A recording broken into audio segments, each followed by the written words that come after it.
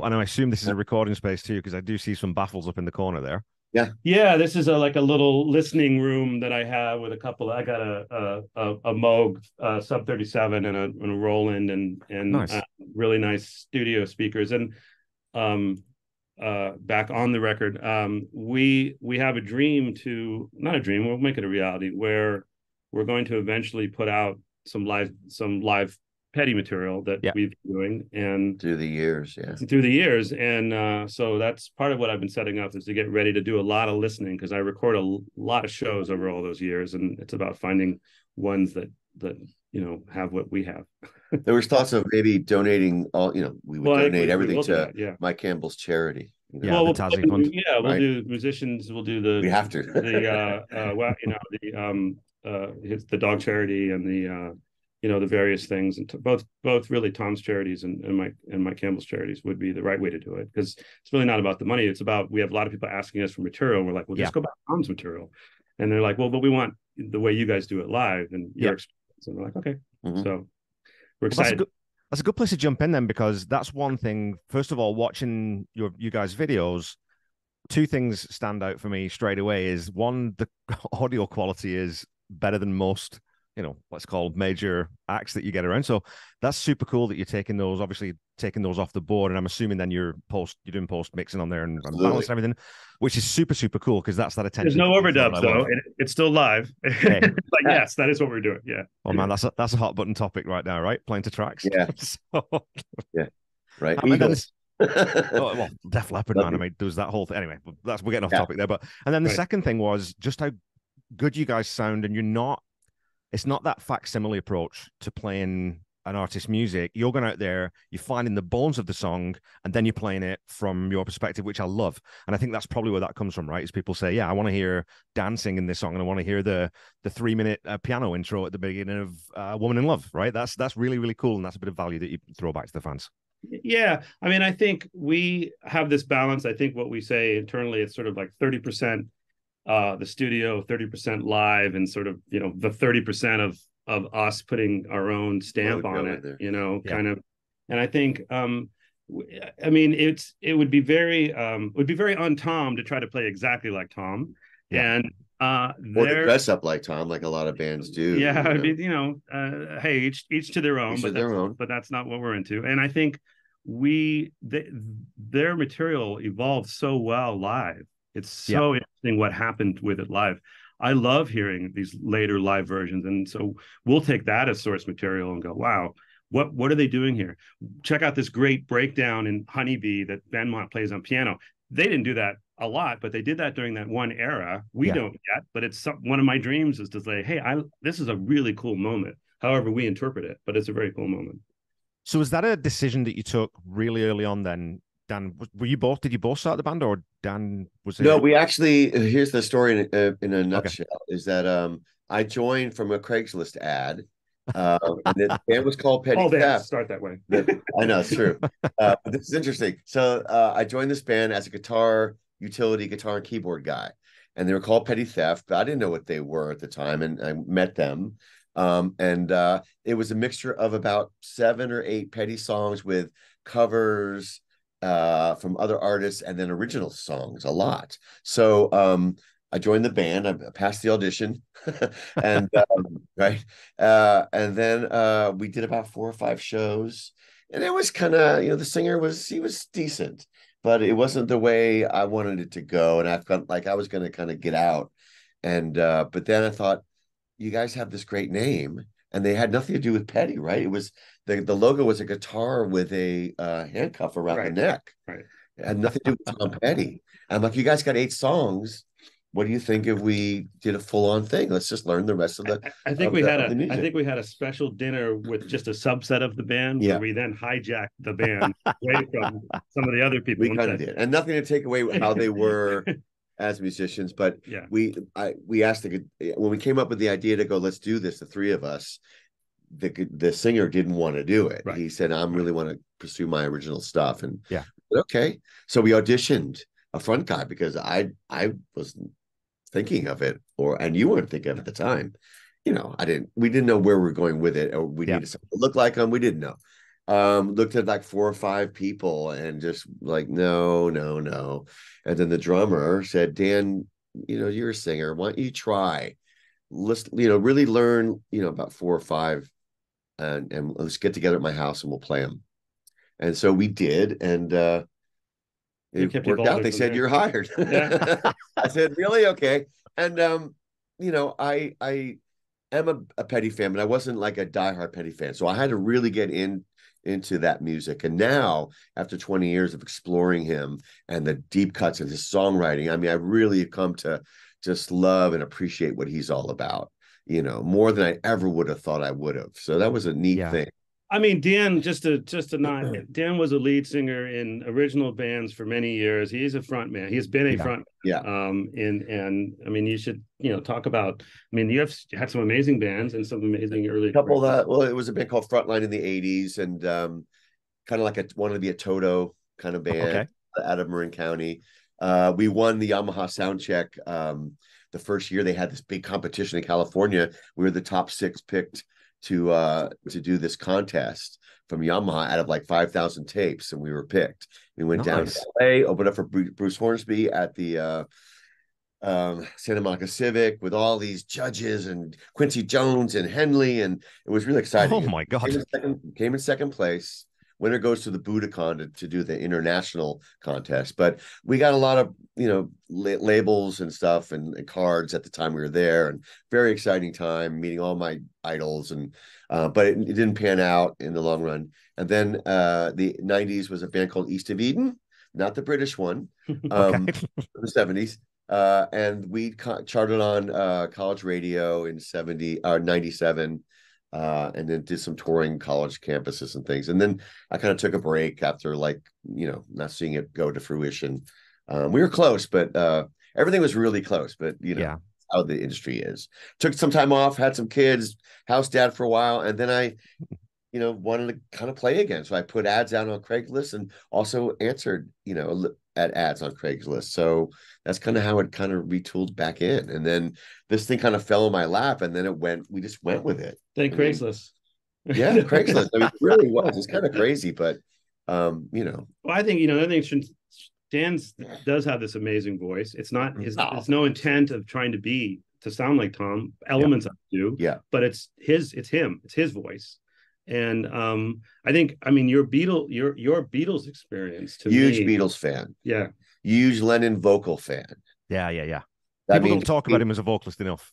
Oh God. I just think it's the growl, it's the twist and shouts to the, How'd You Love Away, the subtlety of his voices. And then, I can go on and on about it, but that's where I come from. Also a really R&B influence of Marvin Gaye, Sly Stone.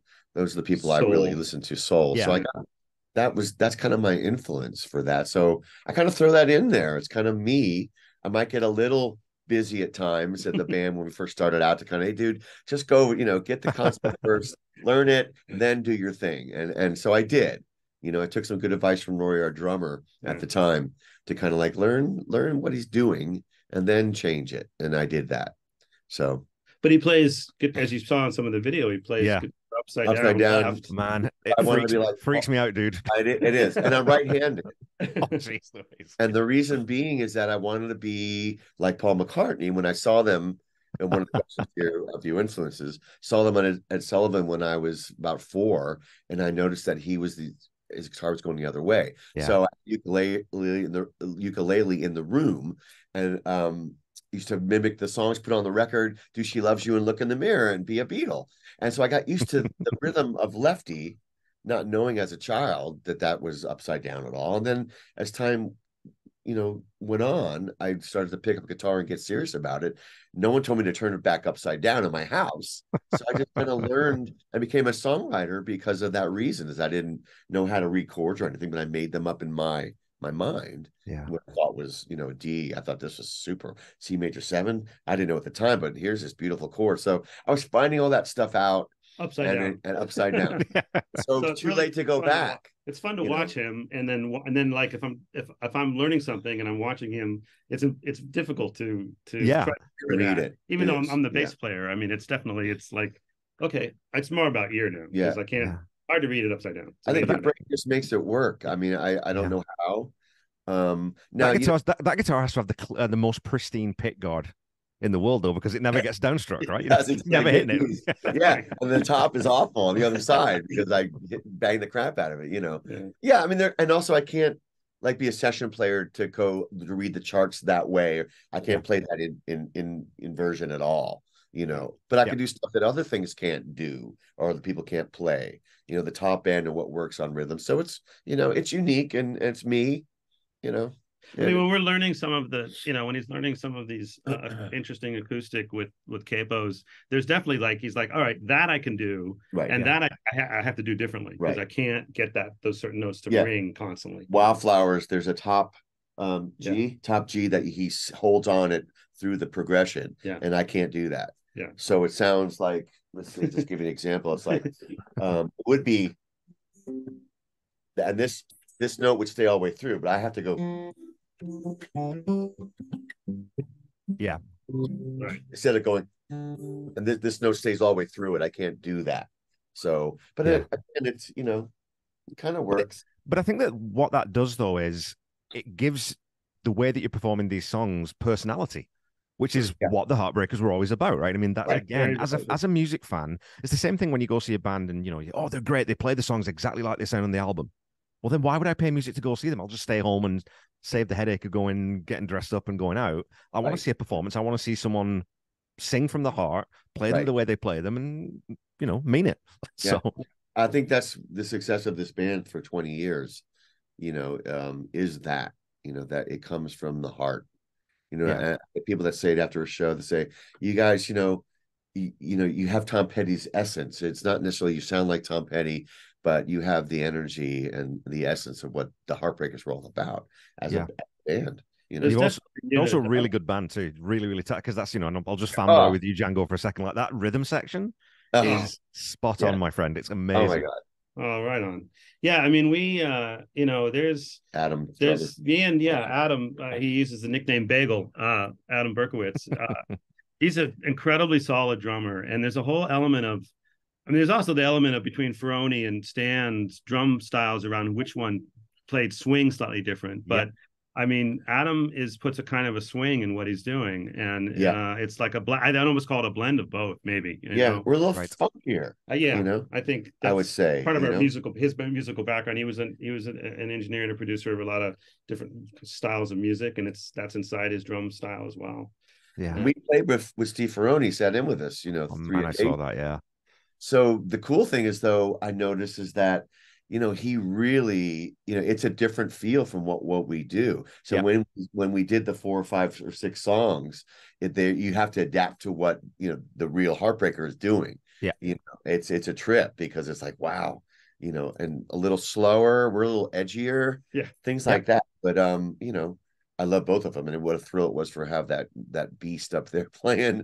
He's such a nice guy too. Hey, every interview he's just got a grin from ear to ear. He just loves music. It's just and has a thrill. Has a specific swing too. When you talk about that, that's something. A guitarist has a very specific vibrato. A singer has a very specific vibrato. Drummers have a swing that it's sometimes hard to make. Like the track on Hypnotic Eye, Fault Lines.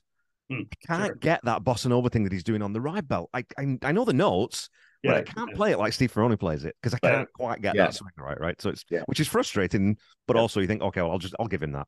So I mean, for us, just to talk on the Ferrone experience. I mean, the first time we played with him, he was sitting on the side of the stage. I mean, we obviously talked that we would play a couple songs together. But he just came out on during I Won't Back Down. Yeah. And he was basically said to his friend next to him, I know this song. It's like, I know this song. So he just came out and sat and started playing with us. Yeah. Not even a song we had planned. We had planned a couple. He came out early. Came out early. So halfway through our song, which was a good thing for the audience. Which is good for it's probably good for us to do. It was intense.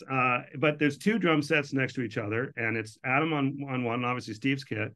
And that was amazing to have that first time experience to play. That was like Christmas. The first time was like this day. Excitement. And then we did another one that was outside in Mill Valley at an event the next year, I think, where we sort of this time again, talk to him. Hey, do you want to play some more songs? What, and he's like, I'd like to play these 6 or something, or 5. I think it was 4. Again, it was 4, and then the last time was like 6. So then, then the kept getting better. The third time was an event in Berkeley that was very close to where the Greek theater is, which is the last time we saw Petty in the Bay Area. Saw Tom play in the Bay Area.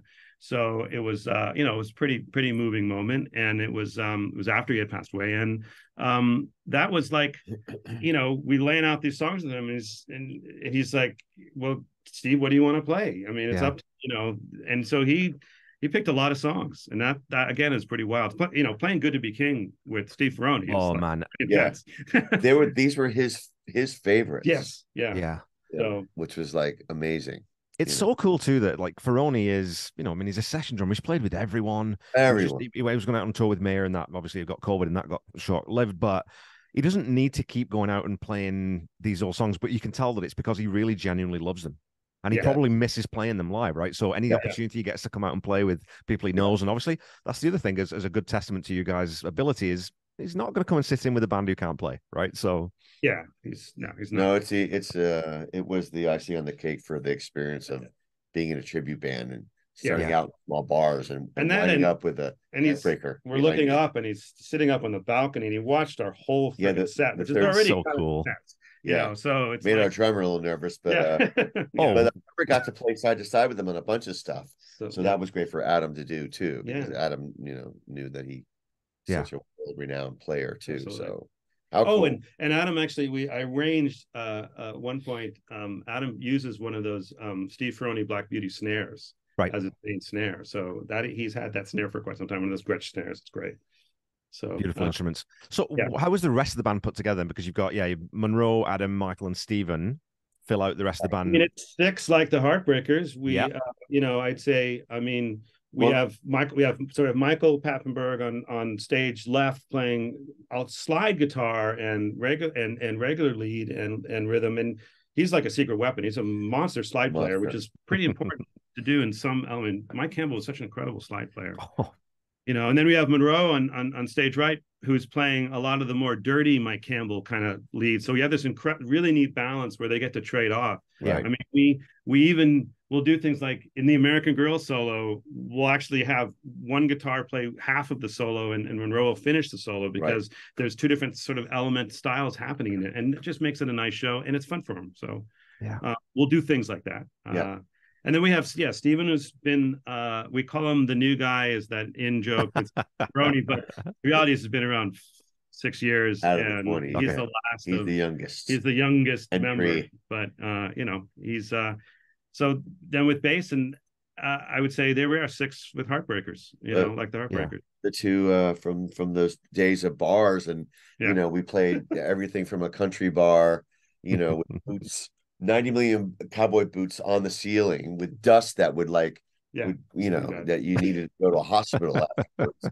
And then I remember leaving the bar after the gig, and 2 guys were sitting there at the bar with cowboy hats. They said, "Come back when you learn some country." Stuff like that. We played a taco stand. We really, we wanted to play anywhere and everywhere at that point, and we had no idea where this was going to go. But we had a passion about it, and that's the part of it that gets you where you got to go from the heart.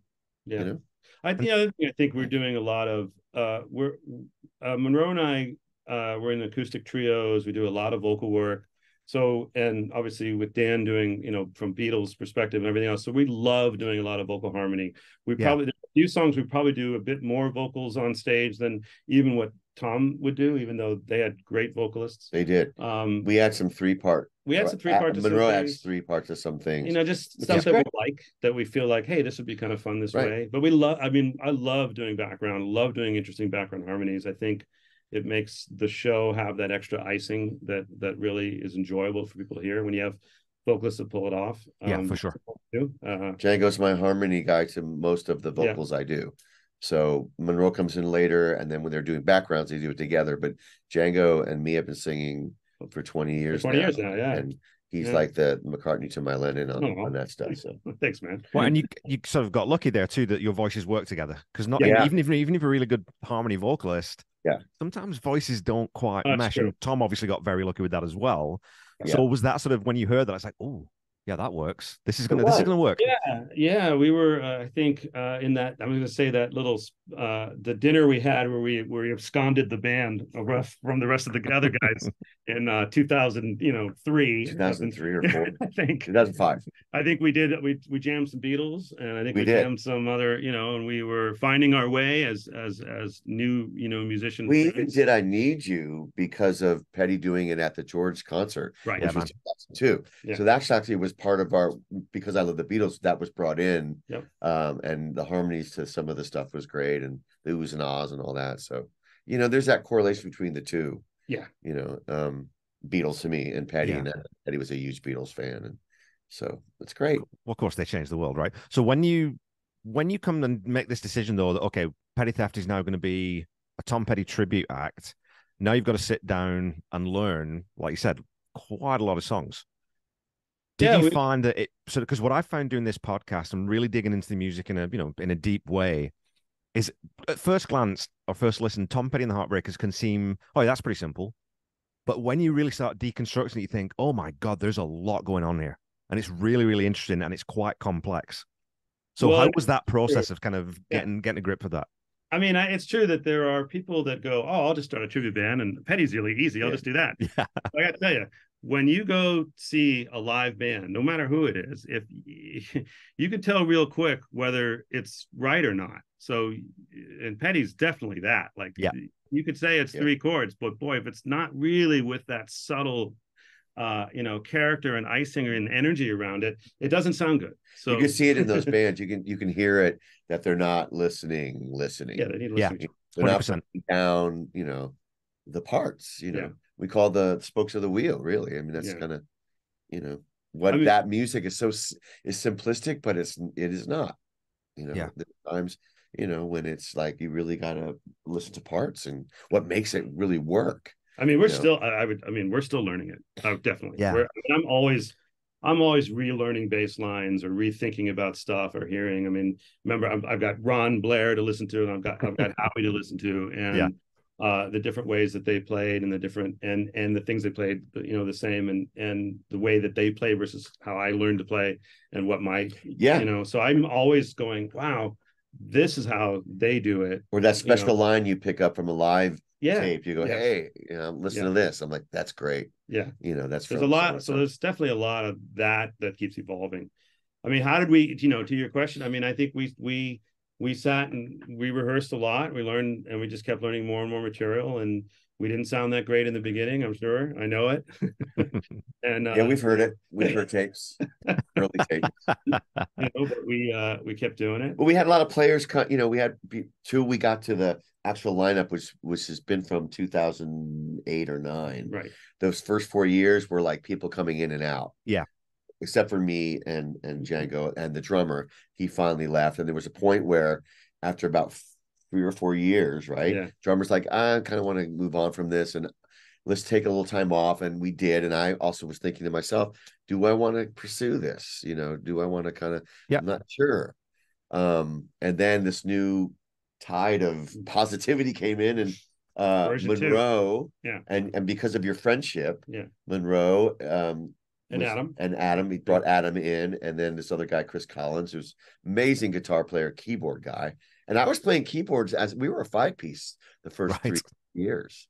I was playing keyboards in front, and so it was good that we got rid of that, and I could just, designate being the lead guy. And then that's how that kind of came. So really, when Monroe and Adam came in, that's when it really started to click. And we kind of knew at that first rehearsal. I remember talking to Adam after the rehearsal, going, "This is going to be good."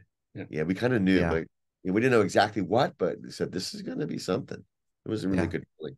So again, that comes across too, right? I mean, band dynamics. You can tell when a band's really having fun and when they're going through the motions, when they're just getting the job done on stage. It's really clear. As if you go to see enough live music, it's like, that guy is definitely not talking to that guy. They're just not speaking. They're not looking at each other. They're not, so it's great that you guys get on that. And, obviously you guys have been friends now for 20 odd years, and and then those guys longer. They know each other since high school. Three of the guys, Adam and Monroe and I, all graduated the same year, same high school in Mill Valley together. And so we've been known each other a long time. There's a great chemistry, there's no doubt. I mean, it's like this when we play together, it's definitely special, you know. Yeah. That's great. I mean, it's what you want, you know. And this is you're on your, well, I mean, you've got longevity because this is your 20th anniversary tour is that you're currently on, right? You've done Idaho, California, Washington, Texas. You're heading out to Utah, Oregon, lots more dates in California. How's being on the road? Do you enjoy it? I do. That's a look. I'm the oldest in the band. So he's like getting up early. I get a little cranky about getting up early, and then the waiting and the, you know, it hurts and wait, and you get there, you know, you have one day to do it and then fly back. We don't stay, and it's, you know, but when all is said and done, the hang out with these guys and all that, it's fun, and you know, pull up my socks and do it. Well, so every musician says the waiting is the hardest part. That's where the line comes from. Right? And then playing for new audiences, especially out of California, it's, you know, there's a different vibe at times. Yeah. You know, I'm not to shoot down the Bay Area at all, but it's like you kind of go, wow, you know, certain areas that we play. Yeah. Just to add to that. I mean, so now we regularly go to Utah, and I guess this year we'll regularly going to Idaho. And that's just been amazing. So we'll be we're in Utah in September. We're in Idaho, and then on a Friday, and then Utah on a Saturday in September, playing at the State Room, which is a real, you know, we're playing venues now that like national touring acts go through, and that's of course really, really fun. The other weekend we were in Seattle at the Showbox, and the Showbox is where Petty Fest was. It's where obviously a lot of, you know, incredible Seattle bands played, and we had a fantastic time. It was our first headline there and our fourth time playing there. So want us back. Let's talk a little bit about the songs then, because you know you've got this massive catalog. And again, when I started this podcast, I was like, okay, well, there's 16 albums. I'll get through that in about 4 years. And then I find Playback, and then I find Anthology, and I find it's like, and all these B-sides and Mudcrutch. Oh yeah, I should probably do the Wilburys. Oh, and I should probably do this too. And it's like, oh my God. So when you're picking songs for a tour, how do you go about that? Is it down to like, because I know in old bands, my dad was a musician when I was growing up, and he said that the singer doesn't like the song, so that cuts it out straight away. So what's your process for deciding on a set list? I mean, I think we obviously we have to have the same balance that Tom probably did, which is he's got to play some of the songs that are really well known. Yeah, he's got to blend it in with songs that are deeper cuts. I mean, I start to get annoyed with the phrase deep cuts. I feel like all the music is really awesome, and I just enjoy doing it. But don't they call the 16 that they have to play, or the 13 or 16 that they have to play? I think that's where you start. Yeah, you know. Then we kind of take it from we change out stuff that we're in a mode of playing. There was a period of time we were playing a lot of Damn the Torpedoes, and we were playing a lot more cuts from that. And then and lately we've been working on a lot more Wildflowers, and doing Crawling Back to You, and really a lot of and we want to do more House of the Woods, House of the Wood. Just love that stuff. Really interesting stuff to play. I mean, I think we have to have that balance of playing songs that people really know, especially if it's a new audience of ours or a new audience of Tom's music. But we make it a show, and we create this emotional experience of what we're going to do, perform that music. Well, that's because I was looking on setlist.fm just to kind of get a rough sense of what that looks like. And you've got the other thing I noticed that threw me a little bit at first was that you got 2 covers in there that you do. So you do Papa's Rolling Stone and The Joker fairly frequently. I was like, well, why would they pick those 2? I was thinking, why would they pick those 2? And I thought, because Tom Petty and the Heartbreakers were one of the greatest cover bands of all time. Of course, you're going to throw a couple of covers in. Right. Well, so The Joker is a really good one. And it's interesting to me, 2 things. One, it was the song that inspired You Don't Know How It Feels. I mean, he's talked about it many times. Not everyone realizes that. And maybe they're like, what? We didn't know that. We didn't know that at the time. At the time, it was just a natural feeling that we just felt something, did it. And now we've done it regularly. And what's a trip to me is every time we do it, even with a new audience, they all yell at that moment. It's a funny thing. They continue to do that. I continue to be so surprised after 20 years of doing this. That was one of the, I mean, that's the oldest one we've done. It is. Papa Was Rolling Stone was just added in. I just kind of sang it because I'm like, this feels like that for a minute. That's how they happen. And I think that's how Joker happened too. I was kind of like, and I love doing that.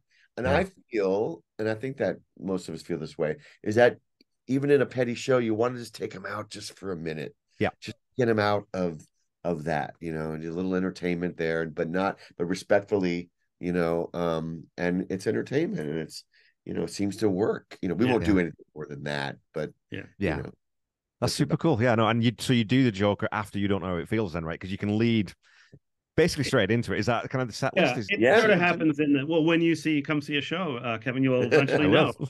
But we do it sort of in the tail of the song, and then we return back to You Don't Know How It Feels. Right. And we do it actually inside another jam that we take it even further. Like, I think the same with what Tom did. There are certain songs that he took to a different level. And we love doing that. Hit the Road Jack he does on in Breakdown. Yeah. He actually does that. Yeah. So I mean, it comes from that element, that feeling, a little bit, just that sense of fun and playfulness. Fun and interplay, and playing the music and enjoying playing the music and having fun with how things progress to other things. I mean, every sound check we're jamming. I mean, we're just making stuff up, and we're playing songs that inspired us, inspired our past. I always check on Bowie. I always check on my vocal Space Oddity. Yeah, nice. Ground Control. Do that, and then I get warms me up and stuff like that, which we love that music. And I check on Joe Jackson. He does. And other I'm trying to, it's always about trying to get something that gives the front of house guy the sound he needs to make us sound good. So of course, yeah. And obviously, as a cover band, when the Fillmore box set comes out and we get to hear, all the 50 covers that make that's where you think, this is a band that is kind of sick of playing the same things over and over the same way all the time. So they do this 20-day residency at the Fillmore just to break free and say, now we just want to kick out and have some fun. We're going to bring in some guest players, some of our heroes, and we're going to play the Stones, and we're going to play, the Breeze, JJ Cale. We're going to play all these different tracks. As an inspiration for a cover band, I mean, we take a lot from Live Anthology, because obviously that was the main source material. Really great recordings of and that's I would say is what fed a lot of how we started and evolved. Those are the tracks that I tend to use and say to the band, let's look at what's happening within these to play with.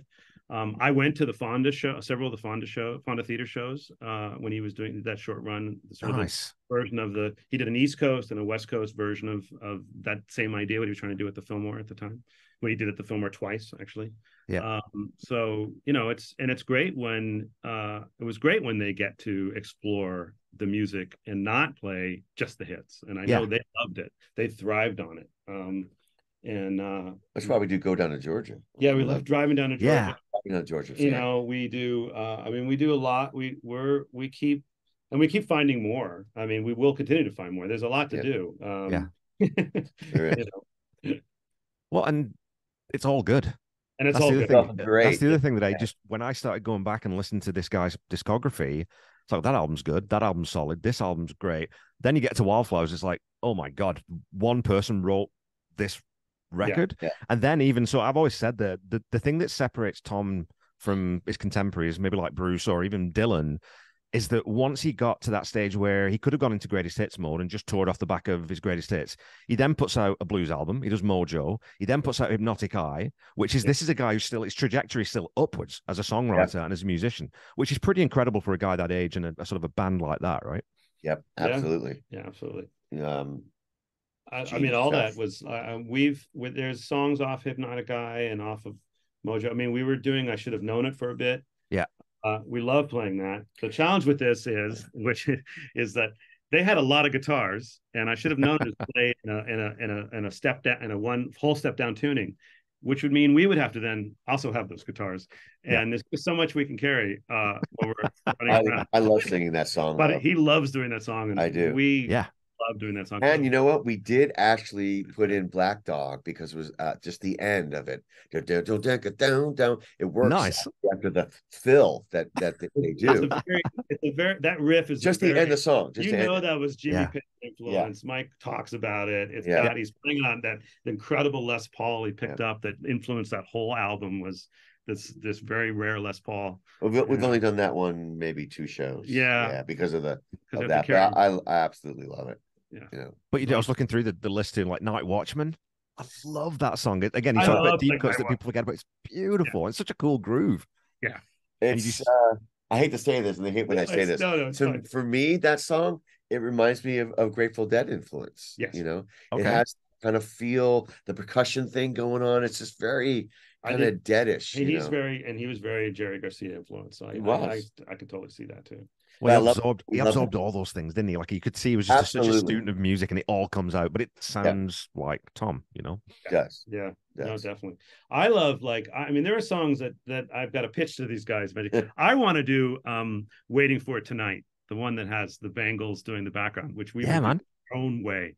I love that. That to me is actually a song that that Mike played the bass line. It's kind of disco-y, but it's not. And on the recording he played the bass line on it, and that's a song I would love to do. There's several songs like that I go, wow, if I could figure out a way to pull that off. Yeah. And you get like the super nerds in the crowd would just go nuts. Yeah, like hearing a song like that, because those B-sides and outtakes you just we get a lot of people that want us to do Spike. Or Cole on LSD. I'm learning that one just for my solo gig I do just for fun. Another one I love is To Find a Friend. I'm just falling in love with that song. A Higher Place and To Find a Friend are probably the next two that Dan and I will learn first to then to the band and go for. So is that the process then? You guys work out sometimes parts and then I mean, to really get a song down, if we can sell the lead singer on it fully, and he gets the lyrics and everything, then the band will find its way, and it may not instantly find its way, but it will find its way pretty rapidly. So. Cool, man. Yeah, I don't know. I don't know how, because this is always the thing if I talk to anyone in a band is how do you pick songs? Because there's so many out there, and there's going to be something you leave out that people are going, oh man, I wish they'd done this one. But looking through, the set list, there's a lot of Wildflowers in there, and I was thinking, wouldn't it be cool to do a one-off gig sometime to just do the Wildflowers album front to back? I've been pitching that. We've been talking about it forever. Actually, we can talk. So 2 things we have done. We did for one set of shows some years ago. We did Full Moon Fever. We did the whole album, and back, front to back. Then another time we did Damn the Torpedoes. So we've done that whole album side plus a bunch of other songs, obviously wrapped around it. We would like to do Wildflowers that way, and then the question is, how to present it, and some of the songs are a little bit mellower than others, or an unplugged show, or do you have seems like strings along with it, or something kind of cool? I mean, there's all kinds of, or horns, I mean, so I could definitely see us doing Wildflowers eventually. And then the question is, do you do, the double album version of Wildflowers? He added the last release where they actually added all the rest. You put Harry Green in there, and you throw in there's a lot of information on the double. I love Leave Virginia Alone. And actually I like the demo version better for me, and he also switches up the lyric, which is good. Well, those demos, I mean, what a treasure trove for fans, right? When you listen to where these songs started and where they end up, and then you realize that still blows my mind completely that he wrote Wildflowers in one pass. That demo is one pass, nothing written, just all came out. How does that happen? That's one of the, I mean, he's tapped into something. I didn't know that until the double album. I didn't know that Ringo actually played on that. That's Ringo. That shuffle. I didn't know that. And I'm like, because he's talking to him in the studio. It's like, there he is. It's like, wow, man. But as a vocalist, because Wildflowers has got, like you said, it's got so many different looks on it. It's not all the same speed. And that's where Tom had that brilliant vocal ability, again, underrated, I think, to be able to sing different ways. He could inhabit characters. He had his really sort of choked out push that he could do, but he had that really mellow thing where he could sing in that low register, which is really difficult. So as a vocalist, it must be a lot of fun to explore and think, well, how am I going to do these? How am I going to approach these? No, it's true. And obviously the lower petty from the 90s works for my voice better. The higher stuff we have to actually draw it down a few. Yeah. Just because it's, and I think that even now, before he passed, he was doing some songs in lower keys. Yeah, he was. Yeah, he moved stuff. For sure he was. Yeah. Refugee, I think, was in E minor, I mean, which is great for me. Yeah. We Do Free Fallin'. I think he still did it in F sharp, but I like it in E. It works better, and you don't have to capo it. Things like that. So, but yeah, the early Petty stuff is like brilliant. But it's such a different voice. Yeah, totally. Yeah. And getting to those questions is like when I first ever heard him, it was what was it? Breakdown. That was the first time I heard it on the radio. And I thought, I didn't think he was the person he looked like. I thought it was more of an ethnic kind of punk band, because he had it's the way he had his style of don and everything like that. It was just very punky to me. Well, that was a character. I mean, Breakdown's such a character. That is a particular character. Yeah. So there you go. And he definitely is like McCartney, can just do different voices, My first song, so my first Petty song, we're talking the 80s. I'm in high school and I'm sitting on my bed and I'm learning Change of Heart on guitar. Nice. That was because that's what I was hearing on the radio. That was the first song. I have a huge affinity for that song just because of that life experience, Yeah. And I could play it, I could figure it out. It was bar chords, for three, it was fun. It's another one of those songs though too that I think it works so well because like all the truly great guitar riffs, it's really simple. Yeah. Down, down, down, down, down. It's really easy, but it works so well. It's the same with You Wreck Me. I mean, it's just 3 chords, but my God, they just get you going, right? Yeah. Well, then the next layer of it that I get into as I'm older and learning about it, like I love doing Change of Heart because vocally there's this really cool harmony tension that's happening against those simple 3 chords, and that's what makes that song just sort of so cool. Well, I fought for you. I mean, it's just really. I mean, and it's a certain era that he was writing in, and it maybe not be everyone's favorite Tom Petty song, but certainly is one of mine. And again, an album that I think doesn't get quite as much love as it should. Long After Dark it's that 3rd album with Jimmy Iovine, and it's at that point where they're really good at this now. They're really good at sort of arranging songs, getting in the studio and getting really good takes and getting them sounding great. Mm-hmm. And so I think because I think it's very polished, I think that's where some of the purists think, well, this kind of sounds a bit like Hard Promises and Damn the Top of It. But there's some great songs on that album. Have you guys ever done Straight Into Darkness? It's one that's on my short list that I want you guys to do it. We might have tried it in the early Petty. Yeah, I think we will. One of the guitar players. It's got the piano thing that feels a little Police like. It's that little it's got that whole little phrase against the 3 chords. But it's a really cool song. And I could see us doing it eventually. It is something I'd like to do. It's on my short list for sure. Runaway Train, is that the one? Runaway Train's one of your favorites. Now I would do that not as 80s with the drum machine, but if we took that song and made it more organic, it's a great song. I love that song. Yeah. And I just discovered that on the what was it on? That's also on Long. Actually, I don't even remember. It's on Let Me Up. Let Me Up Fat Enough. Yeah.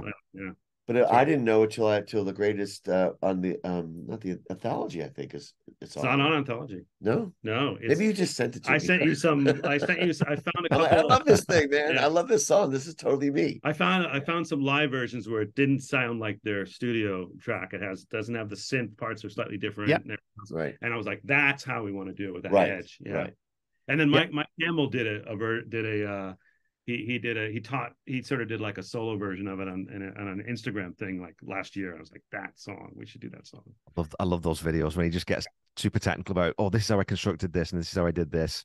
Yeah. He's talking about the greatest songs of all time. Oh, well, just throw away. I just did that. And I showed Tom and he thought it was okay. So I just love the casualness of it. But yeah, I mean, Runaway Trains, like I said, when I covered that song, when I talked about it on the episode, I think it really suffers from that production aesthetic of the 80s. It really gets locked into that time where if you do it without all that synth bloat, it's a really good song.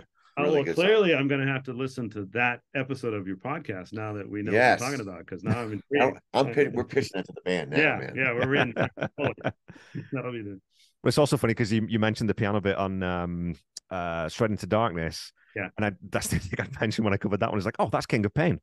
Yes. So I don't know if Sting sort of heard that and thought, well, I'll use that. It's just that conversion evolution. I look at that and I go, wonder what, you start to wonder which year something happens and you go, on the bar for someone else. I don't know. Maybe we think that because we both hear it, but hey, it may have been totally organic and had nothing to do with each other. You know? Absolutely. Okay, well, Petty Theft is on tour, the 20th anniversary. Kind of always on tour. and I love too the fact that it's because you sort of listed as a Tom Petty and the Heartbreakers tribute, not just Tom Petty, which to me is really important because I've got this weird nerdy thing when I'm on Wikipedia and I send up, down the Wikipedia rabbit hole. Right. Anytime I see Tom Petty and his backing band, the Heartbreakers, nope, go and edit that. That's coming out. They're not a backing band; they were a band. So I love that. I do a lot of wiki editing myself as well. So, I totally agree with you. It's the same. They were a band. I mean, it actually makes our tagline kind of long. But we and hey, every show we try to we close the show by making a statement around honoring Tom and honoring the Heartbreakers because it was all of that. It was all of them that created what they are. And they were an amazing band, and I'm glad that some of us got to experience that, seeing them, and glad that we get to try to create our own experience of this incredible catalog and music that they put together. So, what can people look forward to if they come to see you guys on this tour? Wow. What can they look forward to? I mean, I think they look forward to a great show that is everything from listening to beautiful well-written music and being able to sing along with the parts that you want to sing along to, and highly entertained, and have a great time, and not at maybe as a giant venue, and as you may have seen him in his last many years of touring. But in a more intimate setting, I would say. And you guys are usually closing, I think, the set list out is you don't come around here no more, which I assume you go nuts with the outro and you just jam out until as long as you can, as long as they'll leave the lights on. Sometimes it gets kind of long. That's funny you say that. We always look at Adam and go, "Come on, is he here? Come on, man, let's go." But no, it is fun, and I don't mind it if we keep going. Really, it is a jam out. Actually, and something that you will see, Kevin, when you come see us, we actually quote a bit of Wildflowers in the middle. Yeah. Don't come here no more. Because why'd that happen? We found it. We found that moment, and I don't even know. I think someone kept requesting it. We don't do it all the time. We do it when we choose to do it. We don't want to overburn it, and it doesn't work in the breakdown of the set unless you start it out. And actually, so lyrically, it came from that. Don't come right here no more, and then you belong among the wildflowers. It almost kind of works. And it is in the same. Same key. So it's a really interesting progression. So we do that sometimes. Just a tidbit of it. We belong. All we do is say, "You belong among our flowers. You belong somewhere, and that's it. And it goes back. Don't come around or whatever. I come in my verse right there. Yeah. So it seems to work. And people always go, "Oh," when they hear that, and then once they hadn't heard that song, and wanted it, they get a little bit of it, and they kind of go, "Oh, I love that." So. Yeah. Well, and just from speaking to you guys now for a little over an hour, the one thing that when I do finally get down to wherever, if you come a little bit further north, maybe it'll be easier. But if I'm in Cali and coming out, what I'm looking forward to is just a bunch of musicians who clearly still love what they're doing and play for each other as well as the crowd. Because again, to me, that's what the essence of music is all about. That's what I get off on if I'm in the crowd listening. Oh, it is. Yeah. Thank you. You're right. Yeah. I mean, you called it. And so where can people find you? If people are looking for tickets, if they're looking for tour dates, if they're looking for merch, where do they go? Best is the wonderful wide world web of pettytheftrocks.com, I would say. And really, I mean, get on our email list, which you can do from there, because that's the right way to be paying attention. And we are kind of billed as San Francisco's tribute to Tom Petty and the Heartbreakers to differentiate out of the millions. Seem to be quite a few. Some that have been around for a while, and some that kind of came in afterwards. But I mean, pettytheftrocks.com is the best place. We're up to about 60 shows a year, kind of getting back to that post COVID, and that's been great to be playing a lot. And we have 3 this weekend. Yeah, and we're starting tonight. We're playing for a Michael J. Fox Foundation fundraiser tonight. We're playing an event in Walnut Creek tomorrow, and then we're up in Tahoe, in North Shore, Lake Tahoe, at the Crystal Bay Club on Saturday, and that's a national touring venue. It's a really great venue to play. So, it's a busy couple days right now. It's just getting ready to go out and do what you love, right? You just wait.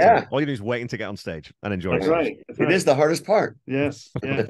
We're actually out of here in about an hour and a half to drive to that venue to play. So even on a Thursday. Well, hey, thanks so much for coming on the show, guys. It's been a genuine pleasure. And like I said, I really do want to come and see you guys now, because I feel it's always different too when you've spoken to someone in a band and you have just a little bit of a different connection. You think, okay, yeah, they're the real deal. It was the same thing when I spoke to Jake Thistle, the young kid who's got to build his career now. Same thing. It's like, yeah, this kid gets it. He's not faking it, and he's not doing it, because you can lean into Tom Petty and you can get people out, but you're doing it for the right reasons. And so this episode will go out September 1st. On a Friday. I'm going to put it out as a special app. So you know what, people, go check out Petty Theft, go hang out, go talk to the boys. I'm sure they'll chat to you after the shows. And absolutely. Pleasure. Thanks for having us, Kevin. To you, sir. Yeah. Awesome, man. Yeah, there we go. We'll wrap there. That's awesome. All right. Cheers.